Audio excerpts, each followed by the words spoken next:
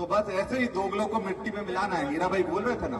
और सबसे अच्छी बात, हम दोनों डॉक्टर हैं, हम दोनों इलाज करने आए हैं। जो अगर आदिवासियों पर आंख उठाएगा या आदिवासियों का अधिकार छीनेगा, उसका पूरे तरीके से इलाज करने का काम हम दोनों भाई, मोंटू भाई, हम सब लोग करने वाले हैं।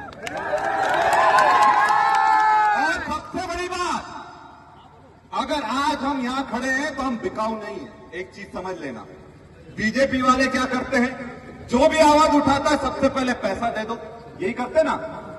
आजकल बिकने का सबसे अच्छा तरीका क्या है, पैसा और पावर। या तो उसको एक बड़ा पद दे दो या पैसा दे दो। और हमारे लोगों को तोड़ने के लिए भाजपा ये काम करती है। जो भी देखते हैं कि ये हमारा नेता मजबूत हो रहा है, ये लड़का मजबूत हो रहा है, ये लड़का बड़ा नेता बन सकता है, ये लड़का समाज का प्रतिनिधित्व कर सकता है, ये लड़का प्रदेश का प्रतिनिधित्व कर सकता है, तो सबसे पहले उनको पैसे में डालकर चुपचाप बैठने के लिए वो तैयार कर लेते हैं। पर एक चीज याद रखना, एक चीज साथियों याद रखना, कि जो अभी बिक गया उसको समाज कभी नहीं माफ करने वाला है।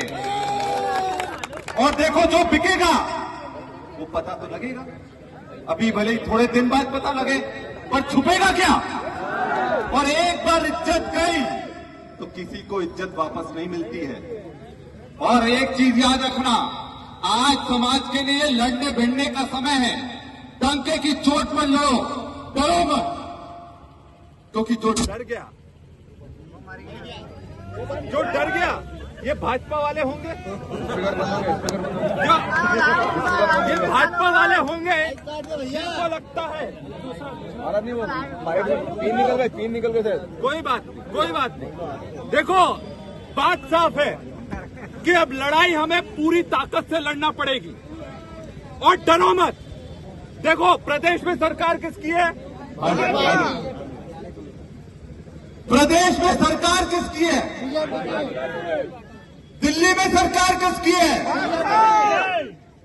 जब दोनों जगह सरकारें भाजपा की है, यहां पर विधायक किसका है? तो अब सब कुछ उनका है। और फिर भी अगर हमारे लोगों पर अत्याचार हो रहे हैं तो उनके खिलाफ आवाज बुलंद करोगे कि नहीं करोगे? और देखो, जो ये कहता है कि राजनीति मत करो, ये कहते हैं भाजपा के खिलाफ बोलो मत, ये उनका मतलब होता है।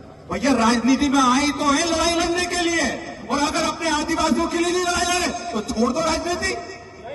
राजनीति में क्यों है? अगर आज हम लोग अपने लोगों के लिए खड़े नहीं हो तो विधायक रहने का हमको अधिकार है क्या? अगर आज हम अपने आदिवासियों के लिए नहीं खड़े तो सांसद रहने का लोगों का अधिकार है क्या?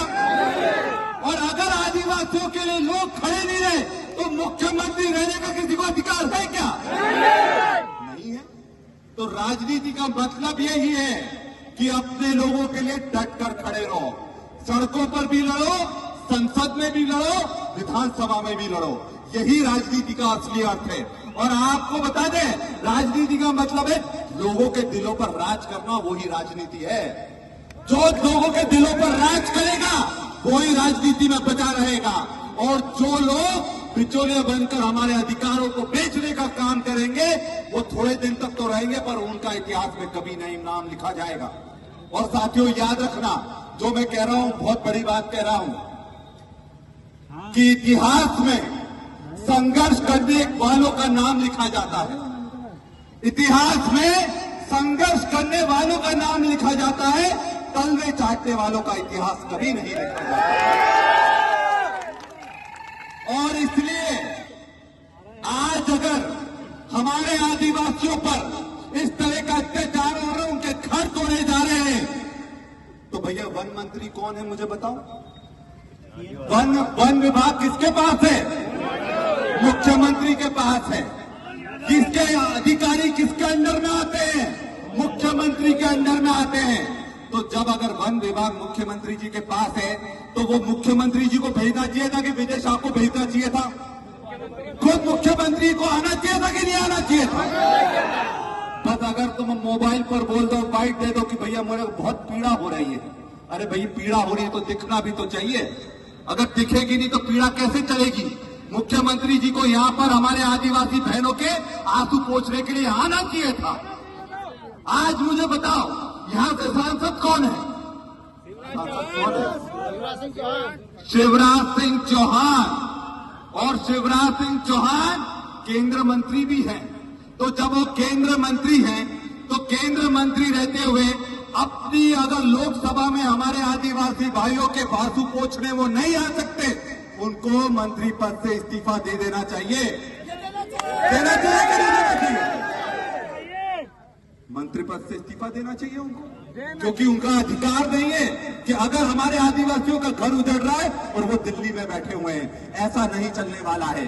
और आप मुझे बताओ कि अगर बीजेपी की सरकार में ये नियम बनता है, इसको अभ्यारण्य घोषित किया जाता है, तो अभ्यारण्य घोषित होता है, हमारी ये मांग होना चाहिए कि अभ्यारण्य को डीनोटिफाई वापस से करना चाहिए, ताकि यहां पर हमारे आदिवासियों का अधिकार वापस स्थापित हो सके। और इसके लिए जब भी शिवराज सिंह चौहान आए तो उनको बोलना, आंसू मत बहाओ, दिल्ली में आपकी सरकार है, मध्य प्रदेश में आपकी सरकार है, यहां पर जो अभ्यारण्य घोषित हुआ है उसको बर्खास्त करने का काम करो, उसको डीनोटिफाई करने का काम करो, ताकि हमारे आदिवासियों को उनका अधिकार मिल सके। और मध्य प्रदेश में क्या चल रहा है? मध्य प्रदेश में कानून राज पूरी तरह से खत्म हो गया है। कानून राज खत्म हो गया है, अधिकारियों का आतंक चालू है। तभी वनवाल जैसे, तभी असीम श्रीवास्तव जैसे लोग हमारे अधिकारों को लात मारने का काम कर रहे हैं। और मैं तो ये बोलता हूं, तुम कुछ बनो ना बनो, इंसान तो बच जाओ। बारिश हो रही है